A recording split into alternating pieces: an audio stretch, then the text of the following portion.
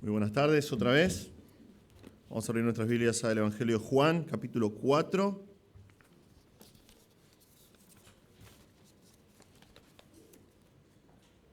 Vamos a ir al Señor en oración.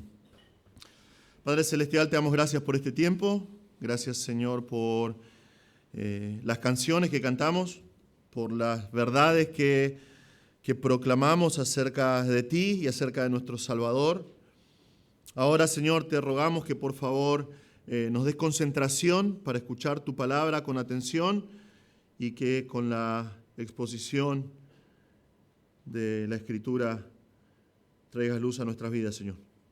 Por favor, Padre, háblanos y guíanos a vivir para tu gloria. Te pedimos que por favor nos muestres a Cristo a través de tu palabra, cuál es el propósito de Juan. En el nombre precioso de Jesús te lo pedimos. Amén. Bien, seguimos con nuestro estudio del Evangelio de Juan. Las últimas 2 semanas nosotros vimos a nuestro Salvador alcanzando a esta mujer samaritana con la oferta de agua viva, la oferta de salvación. Vimos cómo el Señor entabló una conversación con ella y vimos cómo la enfrentó con su pecado y cómo finalmente, cuando terminamos la semana pasada, Él le declara abiertamente que es el Mesías. Y vimos hasta ahora el qué. Vimos en los 2 mensajes que Cristo, Juan quiere mostrarnos eso, que Cristo es el Mesías de Dios que vino a buscar y a salvar a los perdidos. Vimos que claramente es lo que está queriendo hacer con esta mujer. Eso es el qué. Cristo vino a buscar y a salvar a los perdidos. Pero la pregunta que surge es ¿para qué? ¿Para qué nos salva? Una vez salvo, ¿para qué soy salvo? O básicamente podemos reemplazar eso con la pregunta ¿cuál es el propósito en mi vida? ¿Para qué fui salvo? Es una experiencia común que preguntes a muchas personas si son salvos y te dicen sí, soy salvo porque creo que Cristo murió por mis pecados, pero si le preguntas para qué no tienen una respuesta, no tienen una respuesta concisa. Ahora nosotros entendemos, los incrédulos no entienden cuál es su propósito en la vida, porque no tienen una cosmovisión que llamamos nosotros, que esté enfocada en lo que dice la palabra de Dios. Entonces andan a tientas por el mundo sin saber cuál es su propósito. Tratan de creer que la satisfacción o alcanzar ciertas cosas en la vida son su propósito, es la razón para la cual vinieron o nacieron en este mundo.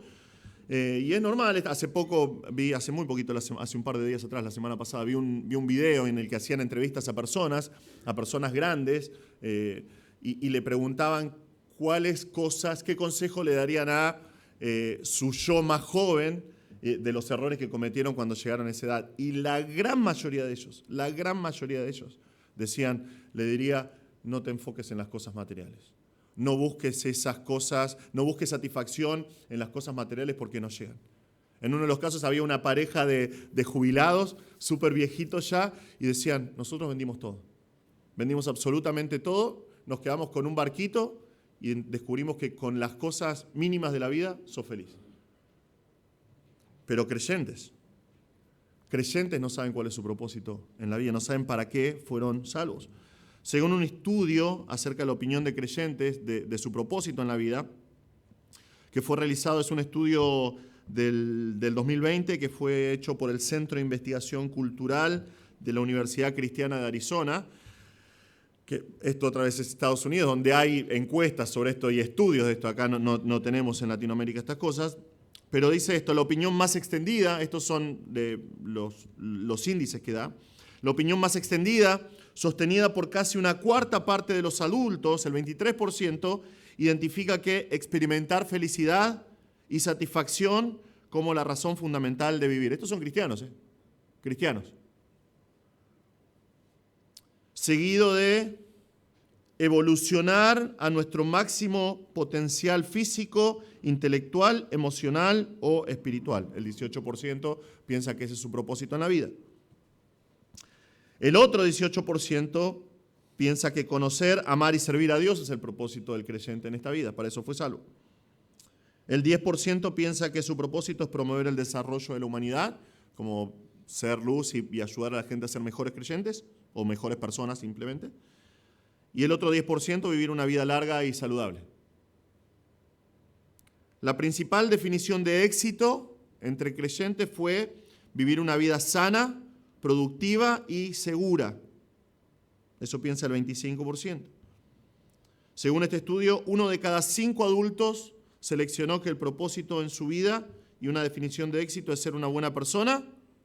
El 21% ser obediente a Dios y el 18% experimentar felicidad o libertad personal.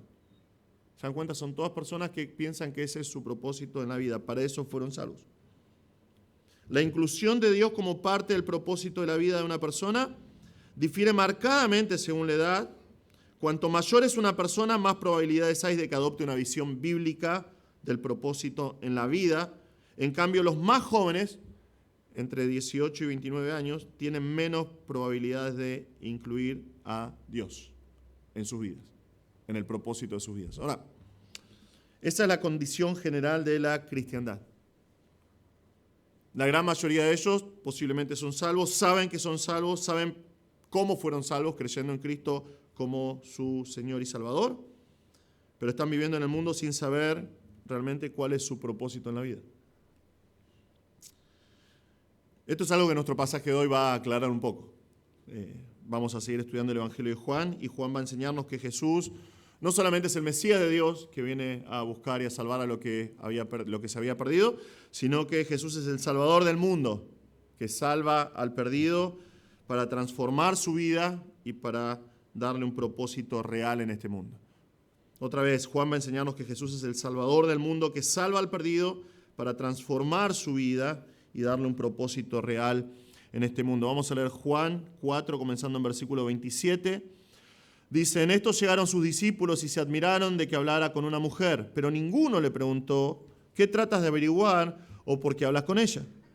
Entonces la mujer dejó su cántaro, fue a la ciudad y dijo a los hombres, vengan, vean un hombre que me ha dicho todo lo que he hecho. ¿No será este el Cristo?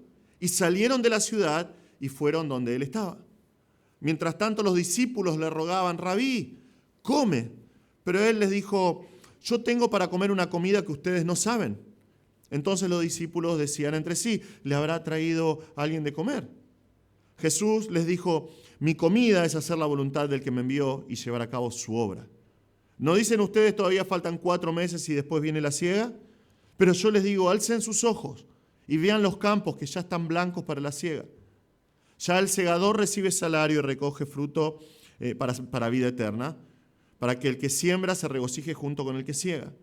Porque en este caso el dicho es verdadero, uno es el que siembra y el otro el que siega. Yo los envío a ustedes a segar lo que no han trabajado, otros han trabajado y ustedes han entrado en su labor.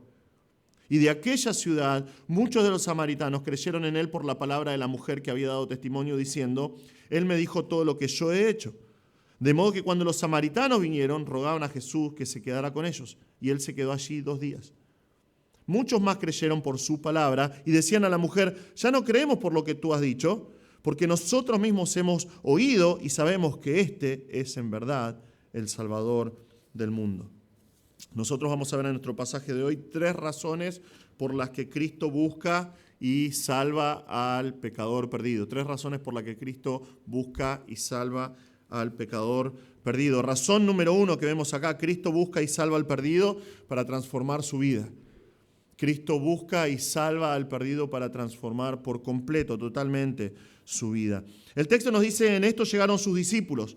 Ellos llegan de comprar, ahí quedamos la semana pasada, cuando Jesús le dice a la mujer, yo soy el que habla contigo, y ellos llegan de comprar alimentos y se encuentran con una escena fuera de lo común.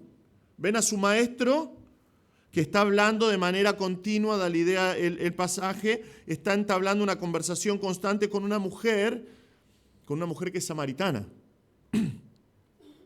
Y el pasaje nos muestra que los discípulos todavía estaban atados a las costumbres de la época, porque ellos ven a su maestro hablando con esta mujer y dice que ellos se admiraron, ellos estaban completamente dominados por la admiración. Y este verbo significa que ellos realmente estaban sorprendidos, se maravillaban de que hablara con una mujer, de que esta mujer fuera samaritana y que él lo estuviera haciendo abiertamente, de manera pública. Para que te des una idea, este verbo de que se admiraban es el mismo verbo que se usa en todos los evangelios, especialmente en Mateo, cuando hablan de la reacción que tiene la gente cuando Jesús obra un milagro. Por ejemplo, en Mateo 8:27 dice que los hombres se maravillaron. Jesús calma la tempestad y los hombres se maravillaron y decían, ¿quién es este que aún los vientos y el mar lo obedecen? Estaban así de sorprendidos de ver a su maestro hablando con esta mujer samaritana. Es la misma palabra que usa Pablo en Gálatas 1:6. ¿Recuerdan? Los Gálatas habían escuchado el Evangelio, habían creído en el Evangelio y ahora estaban volviendo a la ley otra vez y justificarse por la ley en su vida. Y Pablo dice, me maravillo, es esta palabra, me maravillo de que tan pronto ustedes hayan abandonado a aquel que los llamó por la gracia de Cristo para seguir un evangelio diferente. Ahora, ¿por qué estos discípulos se admiran tanto? ¿Por qué se maravillan? Porque Jesús está hablando con una mujer. Bueno, recordemos que en esta época está mal visto. Está mal visto, aún considerado por muchos rabinos, una pérdida de tiempo que un hombre le enseñe la ley, la Torá a una mujer. Es una cultura que es totalmente machista. Los rabinos decían, si vos le enseñás la ley a tu hija, estás perdiendo el tiempo. Había otros rabinos que decían cosas peores todavía. Damos gracias a Dios que el Evangelio rompe con todas esas estructuras y el machismo. Y ante los ojos del Señor, en Cristo, somos todos iguales. Y vemos cómo el Evangelio en ese sentido transforma la sociedad por completo, porque le da el mismo lugar, por diferentes roles, pero el mismo lugar ante los ojos de Dios a hombres y mujeres. Pero aún con asombro y todo, vemos que los discípulos no hacen nada. No le preguntan al Señor. No sabemos si fue por respeto, tal vez porque ellos ya ven que el Señor no sigue las reglas de todos, Él hace como Él quiere y hace siempre las cosas con un propósito. Pero aunque están asombrados, no preguntan qué tratas de averiguar. Yo personalmente creo que esto es a la mujer, porque es ¿qué querés? ¿Qué deseas? ¿No? Y no le preguntan a su maestro qué hablas con ella, que es un poco más respetuoso, qué estás hablando con esta mujer. Ahora, esto es lo que sucede. Llegan y ven, se sorprenden que Jesús está hablando con esta mujer, y esta mujer samaritana ve la llegada de estos discípulos como la oportunidad que esperaba, la oportunidad perfecta. El texto nos muestra una determinación especial en ella. Y vamos a ver una serie de acciones de esta mujer por causa de la conversación que tiene con Cristo que nos muestran que pasó algo con esta mujer. Algo pasó dentro de ella, algo pasó en su corazón. Ella fue enfrentada con el pecado, con su pecado. Ella fue enfrentada con la necesidad que tiene de agua viva, de la salvación que Cristo está ofreciendo. Y ella, vemos que evidentemente aceptó la oferta. Ella creyó que Cristo es el Mesías que se proclama ser. ¿Cómo sabemos esto? Bueno, porque su vida fue transformada en el acto. Vemos que ella fue transformada en el momento. Sus acciones cambiaron automáticamente. El pasaje, fíjense, nos dice entonces, la mujer dejó su cántaro, fue a la ciudad y dijo a los hombres, ¿ven? No es la misma mujer que comienza la historia que comenzamos hace 2 semanas atrás. Sus acciones son completamente distintas. Ella abruptamente abandona su cántaro, posiblemente sea el único que tenía para sacar agua. Y deja de buscar agua, que era su costumbre normal, a diario. Ella ya no piensa en su sed terrenal. Y se va a la ciudad, sube la colina hacia Sicar y va hacia la ciudad. El lugar que está lleno de gente que ella aparentemente está tratando de evitar constantemente, por eso va al calor del mediodía a buscar el agua. Y dijo a los hombres, ven el asterisco ahí, recuerdan el asterisco en la NBLA, significa presente histórico, ella va a decir algo importante, ella dice a los hombres, ella va a hablar a la gente directamente, pero ella no va a hablar a la gente con algún tipo de charla superficial, ella dice, vengan y vean un hombre que me ha dicho todo lo que yo he hecho. ¿No será este el Cristo? Anteriormente ella se está escapando de la sociedad, está yendo en el momento menos indicado para buscar agua, para estar sola buscando agua, escapando de la sociedad, y ahora va directamente a los hombres y les dice, vengan, y les habla. Y les dice, justamente, me dijo todo lo que yo hice. Habló acerca de todas las cosas que yo hice. Habla de su vida pasada y lo hace sin vergüenza delante de hombres. Esto va totalmente en contra de la época. Acá hay un cambio genuino, un cambio verdadero. Y lo hace planteando un desafío. Les dice, ¿no será este el Mesías? Recuerdan que históricamente en este momento por 400 años en Israel hubo silencio, mucho más entre los samaritanos. Durante siglos ellos no vieron a nadie semejante a Jesús. Y ahora llega este hombre que sabe absolutamente todo acerca de una mujer pecadora, mujer que da testimonio de este rabino judío. Y hermanos, yo no quiero que nosotros, esta es una historia que conocemos un montón, no quiero que perdamos el dramatismo de este relato. Esta es una mujer que hace unos momentos iba a buscar agua en el calor del mediodía, completamente sola, alejada, tratando de esquivar a los habitantes de la ciudad. Y lo más probable es que los habitantes de la ciudad estaban tratando de esquivarla a ella, porque era una mujer despreciada por la sociedad. Y ahora está animando a los hombres. Ahora está desafiando a los hombres y le está diciendo, vengan y vean, dos imperativos. Este hombre no es de la ciudad, este hombre no me conoce y sin embargo me conoce más que nadie. Hay algo especial en él. No será él el ungido que nosotros estamos esperando. Recuerdan que los samaritanos esperaban la idea que tenían del Mesías era un poquito más primitiva que el resto de Israel. Pero no será este el ungido de Dios que estamos esperando, hermanos. Esto es asombroso. Esto es asombroso. Porque esto demuestra que hubo un cambio en su corazón. Ella fue transformada por completo en el acto por Cristo. Juan nos enseña que Cristo busca y salva al pecador para transformar su vida, para cambiar su corazón por completo. Y ese es el testimonio de las Escrituras a través de todo el Antiguo y el Nuevo Testamento, pero especialmente en el Nuevo Testamento. El Señor salva a los perdidos para transformar su vida. Es por eso que la palabra de Dios dice en 2 Corintios 5:17, de modo que si alguno está en Cristo, ¿qué es? Es nueva criatura. Las cosas viejas pasaron, ahora han sido hechas nuevas. Cristo salva a la persona para transformar su vida por completo. Esa fue la experiencia del mismo Pablo que escribió 2 Corintios. ¿Recuerdan? Él está yendo a perseguir a cristianos en Hechos 9, camino a Damasco. Está buscándolos para matarlos, pero se encuentra con el Señor. Y en el momento de encontrarse con el Señor, su vida es transformada por completo. Y automáticamente el mismo capítulo, Hechos 9, nos dice, enseguida se puso a predicar de Jesús en las sinagogas diciendo, Él es el Hijo de Dios. Y todos los que escuchaban estaban asombrados y decían, ¿no es este el que en Jerusalén destruía a los que invocaban este nombre? Y el que había venido aquí con este propósito para llevarlos atados ante los principales sacerdotes, porque cuando uno conoce a Cristo, su vida es transformada por completo. Si seguimos el hilo de pensamiento del libro de los Hechos, es el testimonio de la iglesia primitiva. En Hechos 19 nos habla de la gente que fue convertida y muchos de los que habían creído continuaban viniendo, confesando y declarando las cosas que practicaban. Muchos de los que practicaban la magia juntaban sus libros de magia para quemarlos. Y el precio era de 180 kilogramos de plata. Confesaban sus pecados, se arrepentían y dejaban de practicar lo que practicaban. Así crecía poderosamente y prevalecía la palabra del Señor. Cuando Cristo salva, Cristo transforma.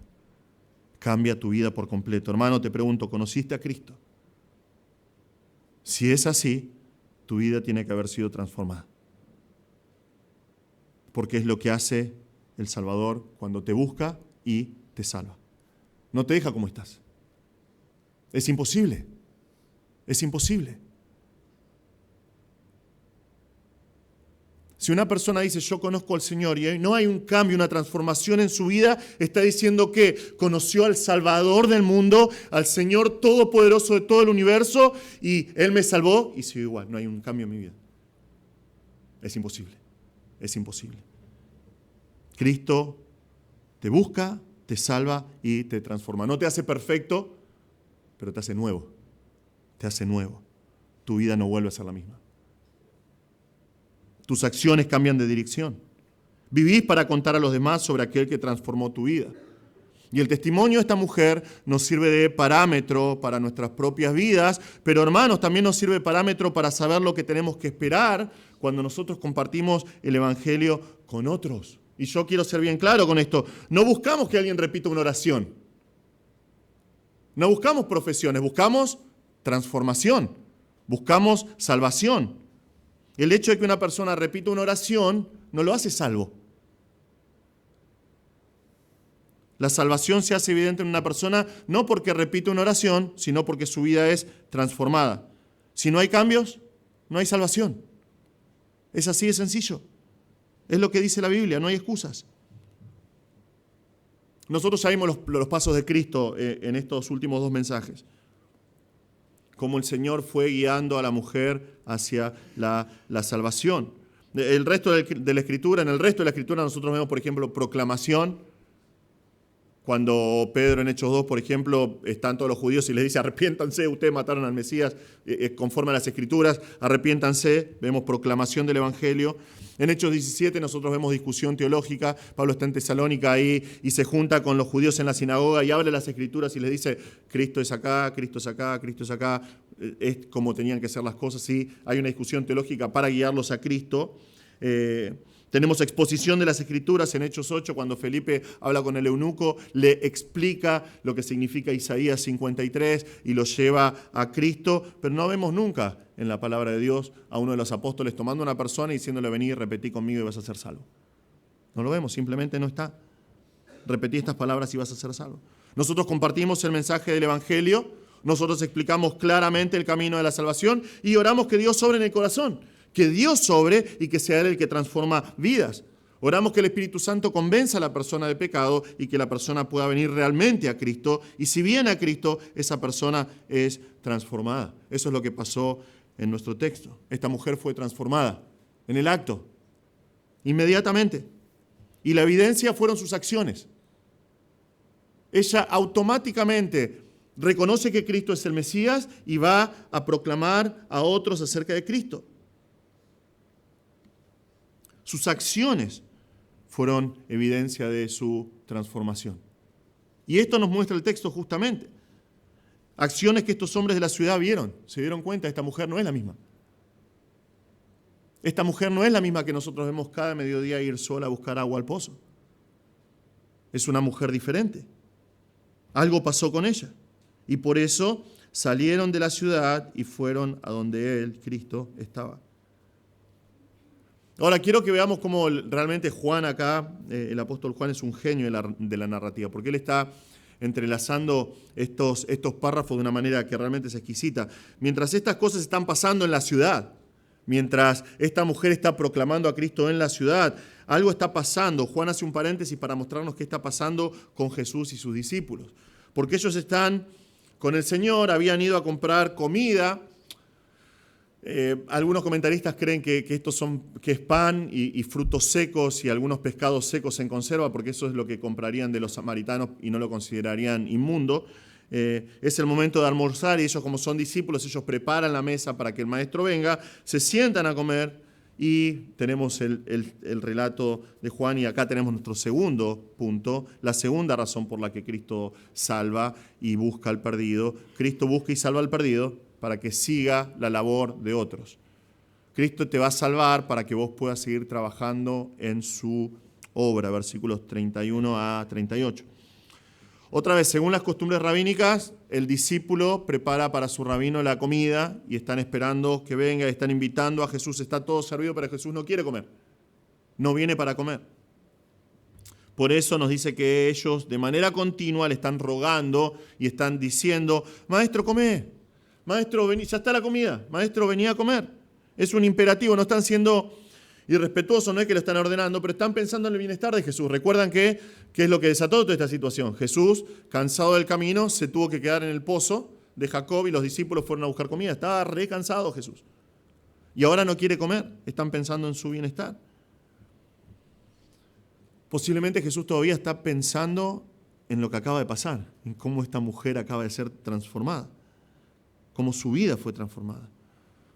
Y él aprovecha toda esta situación para enseñar a sus discípulos otra gran verdad, que obviamente sus discípulos toman de manera literal. El Señor dice, yo tengo para comer una comida que ustedes no saben. Me encanta esto que hace Jesús. Entonces los discípulos decían entre sí, ¿le habrá traído a alguien de comer? Con la mujer el Señor usó la ilustración del agua. Ahora con los discípulos cambia por la comida. Me imagino la desilusión de los discípulos acá, ¿no? Vamos a comprar comida y ya tiene comida. ¿Qué pasó? ¿Para qué fuimos al pueblo entonces? ¿Para qué nos mezclamos con los samaritanos? ¿Qué pasó? ¿Alguien le trajo comida? No, en este tiempo no hay delivery, pero alguien le trajo un falafel a Jesús. ¿Qué pasó? Pero Jesús explica sus palabras. Jesús les dice, mi comida es hacer la voluntad del que me envió y llevar a cabo su obra. Este es un patrón que vamos a ver a lo largo de todo el Evangelio de Juan. Que Jesús dice, yo voy a hacer la voluntad del Padre, yo vine a hacer la voluntad del Padre, yo voy a hacer la obra a la cual Él me llamó, yo voy a cumplir con la obra a la cual Él me llamó. Esto es un patrón constantemente. Y Él lo utiliza usando la analogía de la comida. ¿Qué hace la comida? ¿La comida para qué sirve? La comida es algo que sacia, que satisface el estómago, algo que nutre, algo que energiza nuestra vida y algo que permite que nosotros sigamos viviendo. Pero también sabemos, y lo sabemos como bautistas de ley que somos, que la comida produce placer. ¿Amén? Fue un buen amén ese. El Señor creo que está haciendo referencia acá a Deuteronomio 8.3 cuando el Señor le dice a Israel, yo los proveí a ustedes con maná en el desierto para que ustedes entiendan que no solamente de pan vive el hombre, sino de cada palabra que sale de la boca de Dios. Porque es exactamente lo que hizo Jesús en su vida. Lo único que le daba sentido y propósito a la vida del Señor era cumplir con la voluntad del Padre. Era cumplir con la misión a la cual Él lo envió. No había nada que produjese más satisfacción, sino obedecer lo que el Padre dijo. Por eso el Señor constantemente está citando la palabra de Dios y cumplir con la misión que le había dado, para la cual lo había enviado, que es dar su vida en rescate por sus hijos. Cumplir con la voluntad de Dios era su comida. Era su comida. Terminar la obra que el Señor le dio nutría su alma. Parte de esa comida de la cual está hablando era encontrarse con esta mujer samaritana para salvar su alma y transformar su vida. Pero esta verdad no aplica solamente a Jesús, sino a sus discípulos que ya habían creído en Él en este momento. Así que ahora Jesús toma esa declaración y explica a sus discípulos cómo tienen que aplicarla en su vida personal, en su propia vida. Fíjense, el Señor dice, mi voluntad es cumplir con la obra que el Padre me envió. Es mi comida, es mi deseo, es lo que me da placer. Y va a ellos y le dice, ustedes nos dicen, todavía faltan 4 meses y después viene la siega. Ahora, no sabemos si lo que Jesús está citando acá nos habla de la fecha en la que estaban, posiblemente diciembre, enero, porque sería 4 meses antes de las cosechas, o se trataba de un dicho común entre los judíos, no sabemos. Es como decir, bueno, ya sembramos, entonces esperamos porque en un par de meses vamos a cosechar. Pero el Señor dice, ¿no dicen bien ustedes esto? Que faltan 4 meses. Pero yo les digo ahora, alcen sus ojos, vean los campos que ya están blancos para la siega. Jesús está tratando de hacer un punto específico con estos hombres, con sus discípulos, está tratando de mostrarles el tiempo de la cosecha es ahora. El tiempo de trabajar para el Señor es ahora. No siempre va a existir una brecha entre el tiempo de la siembra y el tiempo de la cosecha. Por la gracia de Dios, la semilla que se había plantado en Samaria del Evangelio había inmediatamente brotado e inmediatamente estaba comenzando a producir frutos. Mientras Jesús está diciendo esto, los samaritanos están viniendo de Sicar, camino abajo, colina abajo, para encontrarse con Jesús. Y esto es maravilloso. Hay un comentarista que se llama William Barclay. Su teología es media rara siempre, pero él tiene un montón de datos históricos que son buenísimos. Y él cita a un viajero de las tierras bíblicas que se llama Morton. Y dice que este hombre Morton, viajero de las tierras bíblicas, se sentó en este pozo de Jacob en Sicar y desde ahí podía ver como un grupo de personas subía hacia la ciudad y estaban todos vestidos con chilabas, que son estas túnicas que cubren todo el cuerpo, de color blanco. De color blanco. Es muy posible que lo que vio el Señor Jesús es justamente eso. Por eso dice a sus discípulos, levanten sus ojos, vean más allá de sus narices y fíjense que los campos están blancos para la cosecha, porque está viendo justo en ese momento cómo estos samaritanos están descendiendo de la ciudad vestidos de blanco. Muy posiblemente es lo que está pasando. Y vean que sigue aplicando principios de la agricultura a verdades que son eternas. Él le dice, ya el segador recibe salario y recoge fruto para vida eterna, para que el que siembra se regocije junto con el que ciega. Las nuevas del Evangelio son así. Los que realizan la tarea de cosechar, que son los que creen en el Evangelio, tienen recompensa. Y el fruto que ellos recogen es para vida eterna. ¿Por qué? Porque es lo que reciben estas almas que creen, en las que se siembra la semilla del Evangelio. Y tanto el que siembra como el que cosecha se alegran juntos de trabajar en la obra del Señor. Esto es algo que los discípulos habrían entendido inmediatamente. ¿Por qué? Porque es lo que vemos. Cuando se terminaba el tiempo de la cosecha, se hacían grandes banquetes para celebrar. Y comían. Esto lo vemos, por ejemplo, en el libro de Ruth, que cuando termina el tiempo de la cosecha, hacen un gran festival donde ahí Ruth le propone casamiento a Boaz, ¿recuerdan? Esto era algo normal. Y él dice, para que el que siembra se regocije junto con el que ciega. En este caso, ellos están a punto de cosechar lo que la mujer samaritana sembró, que a su vez era fruto de lo que el Señor sembró en la mujer samaritana. ¿Ven cómo funciona? El Señor sembró en la mujer samaritana, entonces hubo fruto, la mujer samaritana fue a sembrar a Samaria y hubo fruto, y ahora cuando vienen los discípulos están listos para cosechar, porque es lo que vamos a ver acá, una gran cosecha de almas. Y el Señor cita un proverbio conocido por ellos, porque en este caso el dicho es verdadero: uno es el que siembra y otro es el que ciega. Y esto es una realidad, porque en tiempos antiguos no siempre el que sembraba era el mismo que cosechaba. ¿Por qué? Porque la gran mayoría, esto vemos un montón en las parábolas, los trabajadores eran, como nosotros llamaríamos acá, golondrina. Van de lugar en lugar, aprovechando cuando hay trabajo. Entonces, si este era el momento de sembrar, bueno, sembraba en este lugar y por ahí me iba a otro lugar donde había tiempo de cosechar y cosechaba en ese lugar. Entonces, uno es el que siembra, otro es el que ciega, y el Señor está explicando eso. ¿Cómo lo aplica el Señor a sus discípulos acá? Él dice, yo los envío a ustedes a cegar, a cosechar lo que ustedes no han trabajado, lo que ustedes no sembraron. Otros han trabajado y ustedes han simplemente entrado en su obra, entrado en su labor. Acá el Señor en cierta manera está anticipando la obra misionera que los discípulos van a llevar a cabo. Ellos van a trabajar para el Señor. Ellos van a comenzar una obra de evangelización que va a alcanzar a todo el mundo y que se va a expandir por todo el mundo, pero los discípulos son solamente un engranaje en lo que es todo el plan intrínseco de redención de Dios a través del Evangelio de Cristo. Ellos, los discípulos, entraron en el trabajo que Juan el Bautista ya había hecho, que estudiamos hace un par de meses atrás. Ellos simplemente siguieron la preparación de Juan el Bautista. Juan el Bautista preparó un pueblo bien dispuesto y ellos entraron en su labor, pero a la vez Juan el Bautista continuó el trabajo que estaban haciendo los profetas siglos atrás, diciendo, el Salvador viene, el Mesías viene, escribiendo la palabra de Dios.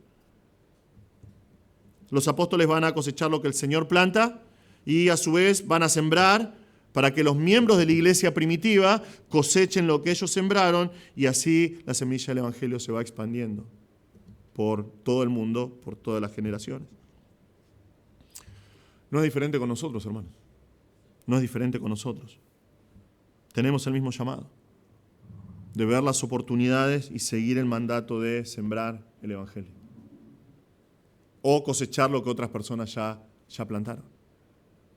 Y esa es la maravilla del Evangelio, que no siempre nosotros predicamos el Evangelio, compartimos el Evangelio y vamos a recibir fruto, vamos a ver fruto. Muy posiblemente nosotros solamente hacemos la siembra, plantamos la semilla del Evangelio en alguien y no lo vamos a ver salvo. Y después otra persona le habla y termina creyendo en Cristo, siendo guiada a Cristo por esa persona. Pero es la razón por la cual Cristo te buscó y te salvó. Para que sigas la labor de otros, para que trabajes para el Señor.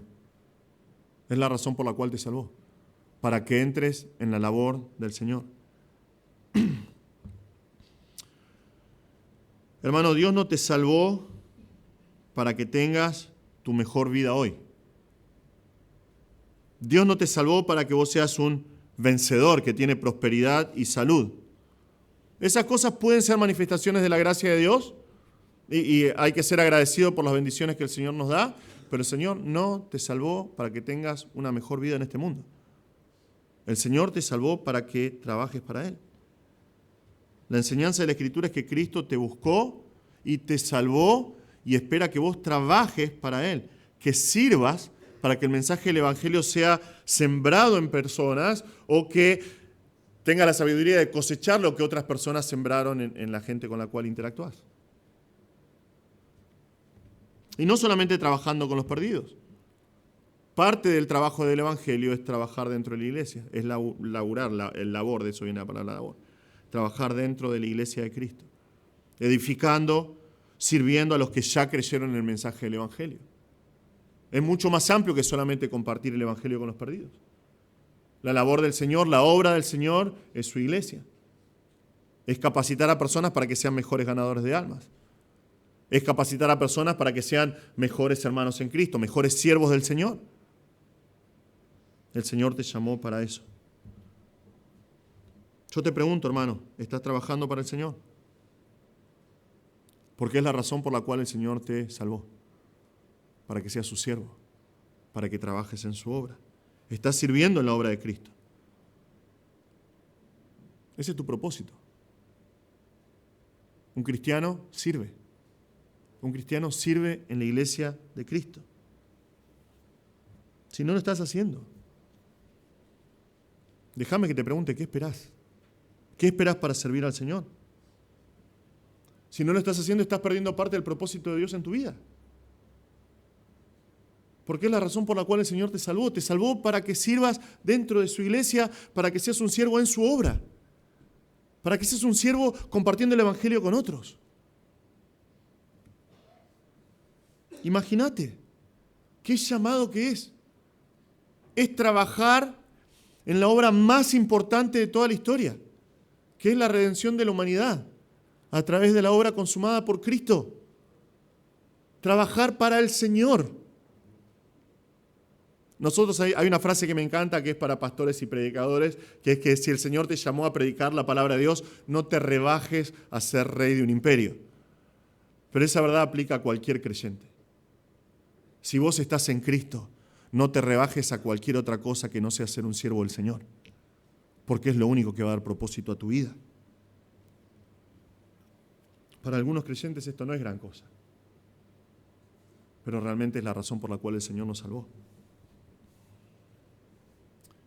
Y eso explica por qué hay tantos cristianos insatisfechos en este mundo, insatisfechos con sus vidas, viviendo constantemente con un sentimiento de inutilidad y falta de propósito, y tratando de alcanzar las metas que el mundo alcanza, pero sin sentirse realizados o satisfechos. ¿Por qué? Porque no es el propósito para el cual fueron salvos. ¿Por qué tiene ese sentimiento de insatisfacción? Porque no sirven. No sirven. Entonces no están viviendo de acuerdo a su propósito.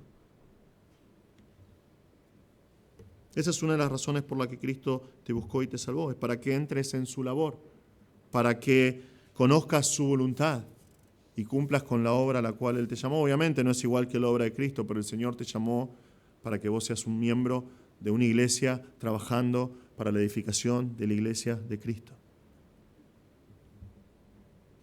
Si te preguntara, hermano, ¿cuál es tu comida? ¿Cuál es tu comida? ¿Qué es lo que te nutre?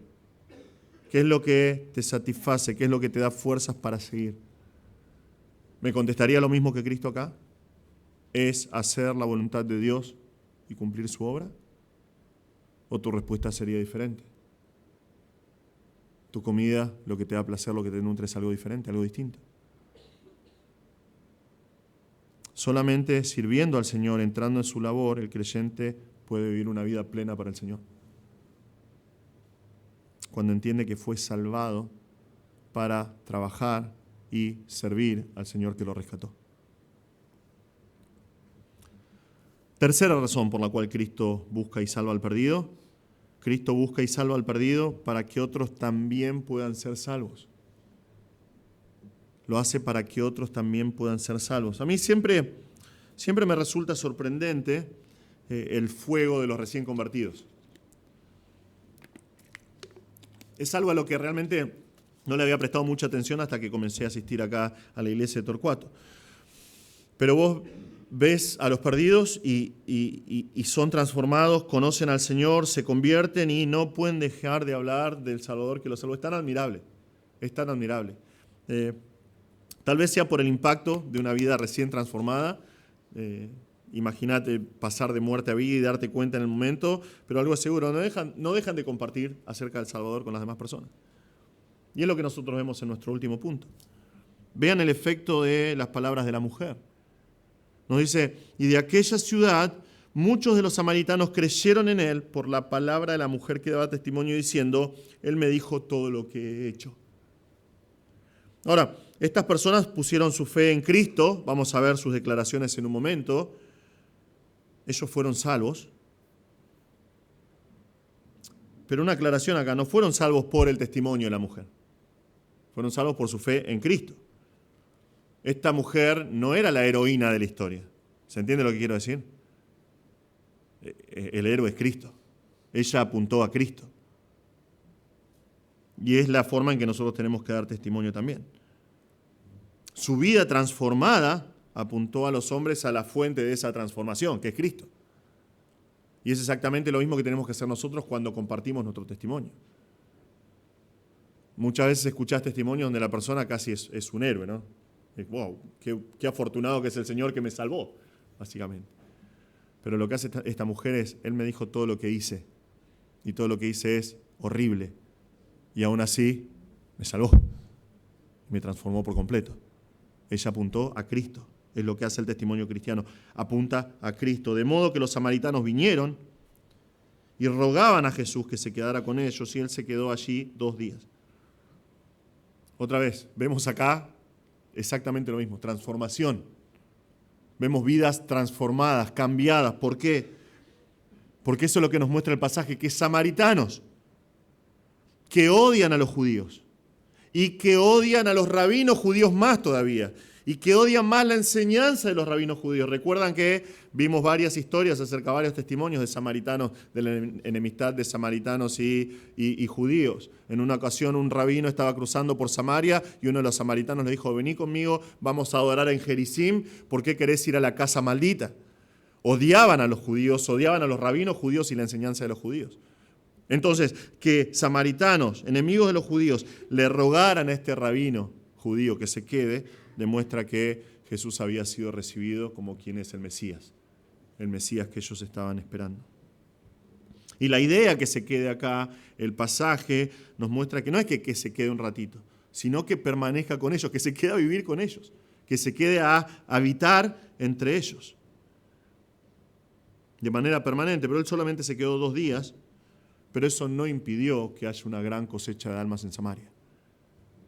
Porque el texto nos dice, y muchos más creyeron por su palabra y decían a la mujer, ya no creemos por lo que tú has dicho, porque nosotros mismos le hemos oído y sabemos que este es en verdad el Salvador del mundo.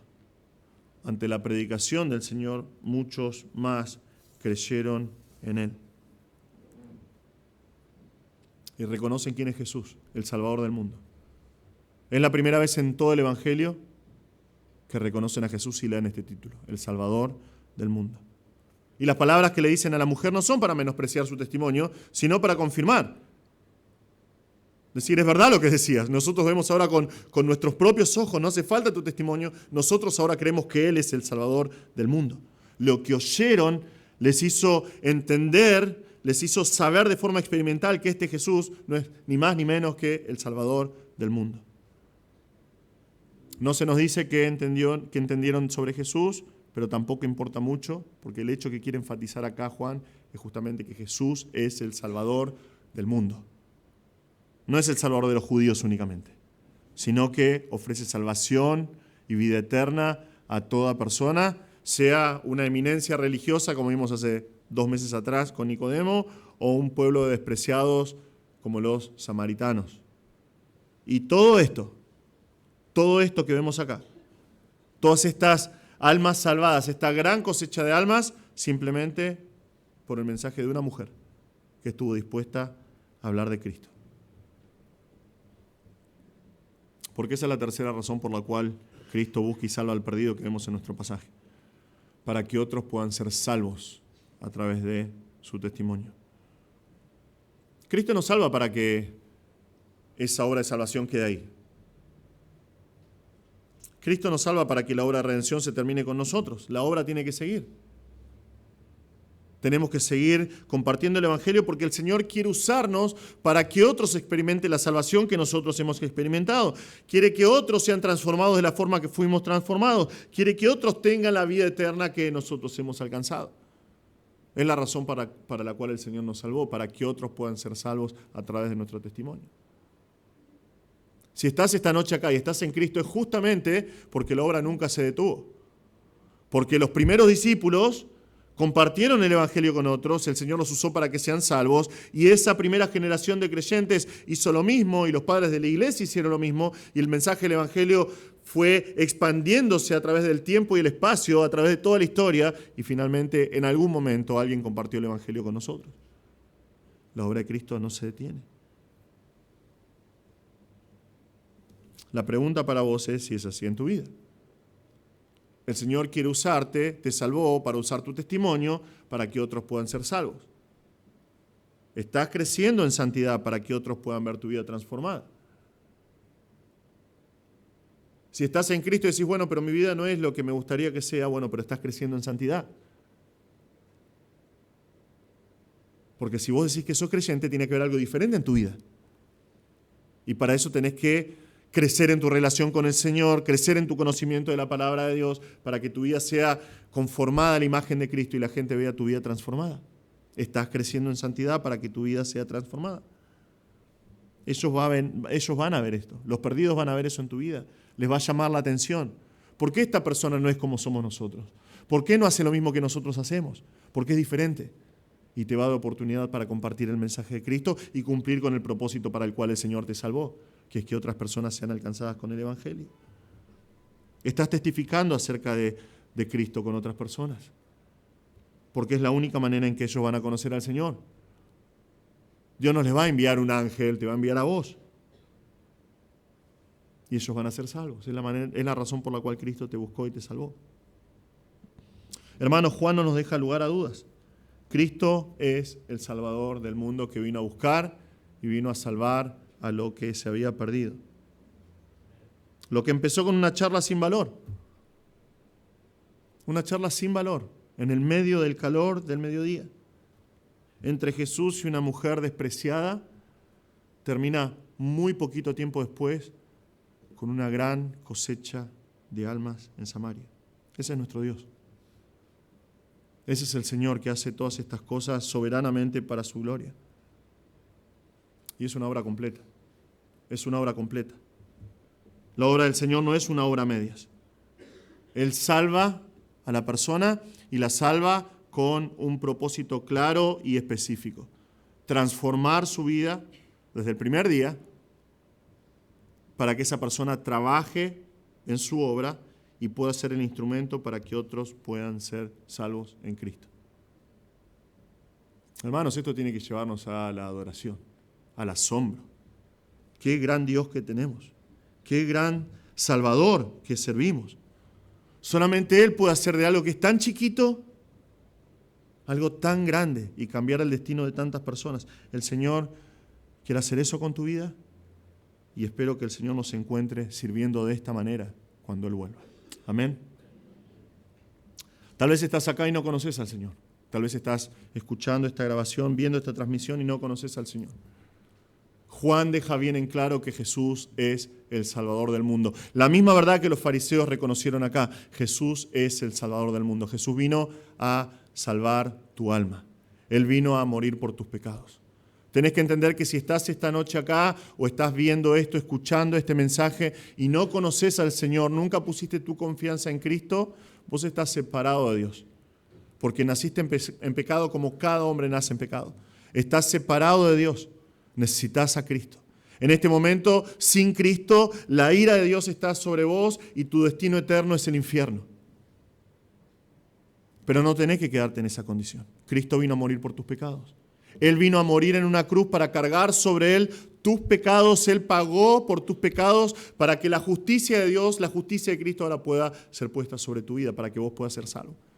Si nunca creíste en Cristo, tenés que creer que Él es el Salvador del mundo, que Él vino a morir por tus pecados. Él vino para darte vida eterna. Reconoce que sos un pecador. Reconoce que estás separado de Dios y que necesitas de Cristo. Poné tu confianza, poné tu fe en la obra que Él consumó en la cruz. Reconocelo como tu Salvador y la palabra de Dios dice que Él te va a dar perdón y vida eterna. Y va a hacer en tu vida lo que vimos acá en la vida de la mujer samaritana. Va a transformar tu vida porque te va a dar un nuevo corazón, porque te va a dar vida eterna. Él va a tomarte para sí, te va a adoptar como su hijo, su hija, y te va a poner dentro de la iglesia para que trabajes para su gloria, para que otros puedan ser salvos como vos fuiste salvo hoy. Si no conoces a Cristo, por favor, vení a Cristo hoy. Él murió por vos, Él murió para darte vida eterna. Semana que viene, salimos de Samaria. Vamos a viajar un poquito más al norte, a Galilea de los Gentiles, donde un padre desesperado va a venir a los pies de Cristo y recuerdan que estamos viendo Juan, esta sección de Juan se llama el libro de las señales, vamos a ver la segunda señal del Señor que va a efectuar justamente para salvar a este padre desesperado. Hasta entonces vamos a terminar en oración. Señor, te damos gracias por este tiempo. Señor, gracias por la oportunidad que tenemos de estudiar tu palabra. Te damos gracias por las verdades que vemos en nuestro pasaje de hoy. Señor, te pedimos que por favor nos ayudes a recordar estas verdades que nos muestran cuál es tu propósito para nosotros en esta vida. Te damos gracias que nos salvaste, Señor, y te damos gracias que al salvarnos nos diste vida nueva, nos transformaste, Señor. Te damos gracias porque siendo indignos tú nos pusiste dentro del cuerpo de Cristo y nos diste un propósito de trabajar para ti y nos salvaste para que otros también puedan experimentar la salvación que nosotros tenemos en Cristo, Señor. Te rogamos, Padre, que por favor nos ayudes a vivir de acuerdo a ese propósito, que vivamos para tu gloria. Te damos gracias por el Evangelio de Juan y pedimos que bendigas ahora la canción que vamos a entonar. Te pedimos todo en el nombre de Jesús. Amén.